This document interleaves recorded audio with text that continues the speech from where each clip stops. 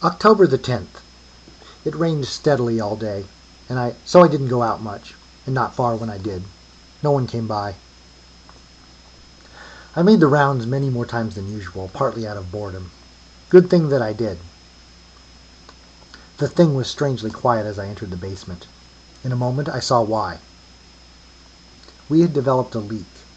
The water entered at the wall, ran along a sagging beam, and dripped down several feet farther in. It had formed a puddle, and the puddle was slowly spreading. One moist pseudopod was extended in the direction of the circle, having perhaps another 10 inches to run before it breached it. I howled, a long, loud, mournful thing I saved for occasions such as this. Then I threw myself onto the streamer and rolled in it, absorbing it into my coat. "Hey!" said the thing. "Cut that out! This was meant to be!" "So is this!" I snapped, and turned myself over and rolled in the puddle itself, soaking myself as I tossed and wriggled, absorbing a great deal. I moved off to a far dry corner and turned over several times on the floor there, spreading the moisture about in a place where it would evaporate harmlessly. "Damn dog!" it snarled. "Another few minutes and I'd have made it." "I guess it's just not your lucky day," I replied. There were footsteps on the stair. When Jack entered and saw what had happened, he went and fetched a mop. Shortly he was cleaning up the rest of the puddle and wringing it out into a basin, while the thing fumed and turned pink, blue, and sickly green. He set a pail beneath the drip then, and told me to call him again if we developed any other leaks. We didn't, though. I checked regularly all afternoon. The rain finally stopped after dark, and I waited several hours after that just to be sure before going out. Moving around to the front of the house, I unearthed the now slimy piece of drugged meat from where I had buried it. I carried it up the road with me and deposited it in plain sight at Owen's front door. The place was dark and Cheater was nowhere in sight, so I prowled around a bit. Under the huge old oak in the back I discovered 8 large wicker baskets in various stages of construction, and 7 smaller ones. There were also lots of heavy ropes about. I sniffed around.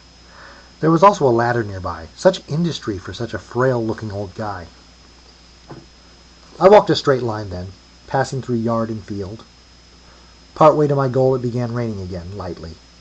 A huge mass of clouds occluded a small area of sky, darker shapes within darkness, and there came a pale, brief glow from within, followed by a low rumble of thunder. Continuing, I came at last into the precincts of the good doctor's abode.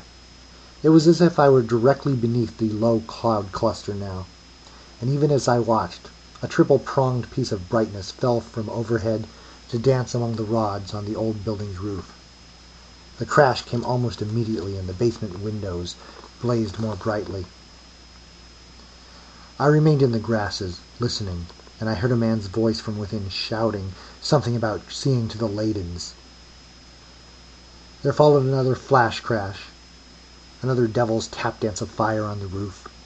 More shouts, more flares from the windows. I crept nearer.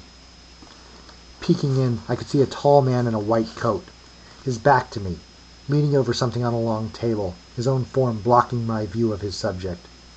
A small, misshapen individual crouched in a far corner, eyes darting, making nervous movements with his hands. There came another flash, another crash. Electrical discharges played about a bank of equipment off to the tall man's right. They stained my eyes with after-images for a time. The tall man shouted something and moved to one side. The small man rose and began to dance about. Something on the table, covered, I could see now, by a sheet, twitched. It might have been a large leg that did it beneath the cloth. There came another blinding burst and a deafening roar. The scene within was momentarily an inferno. Through it all it seemed to me that something large and manlike tried for a moment to sit up on the table, its exact outline masked by the flowing cloth. I backed away. I turned and ran as more fire fell from the heavens. I had done my duty. This seemed ample investigation here for one night. I walked my next line from the good doctor's to Larry Talbot's place. I came out of the rain part way there and shook myself at some point. When I reached Larry's house I saw it to be well lighted. Perhaps he really did suffer from insomnia. Circling the place many times, I spiraled inward, pausing to inspect a small gazebo to the rear. Within, outlined in dried mud, I discovered a large paw print which appeared identical to the one I had found near my home. Drawing near, I rose onto my hind legs, forepaws against the side of the house, and peered in through a window. Empty room.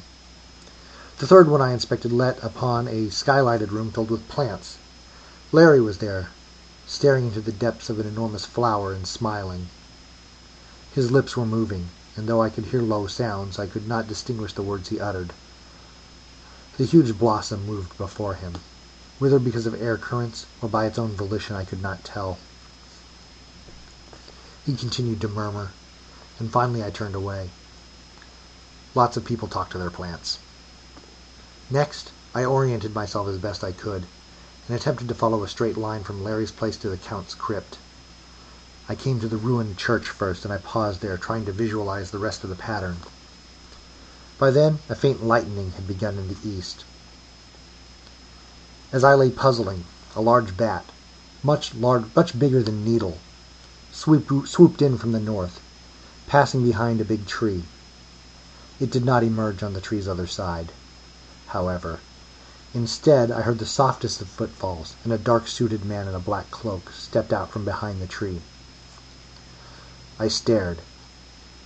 His head snapped in my direction, and he spoke. "Who is there?" Suddenly I felt very exposed. There was only one role I could think to play. Uttering an idiot series of yips, I rushed forward, wagging my tail furiously, and threw myself on the ground before him, rolling about like some attention-starved stray. His bright lips twitched into a brief small smile. Then he leaned forward and scratched me behind the ears. "Good dog," he said in slow, guttural tones. Then he patted my head, straightened, and walked off toward the crypt.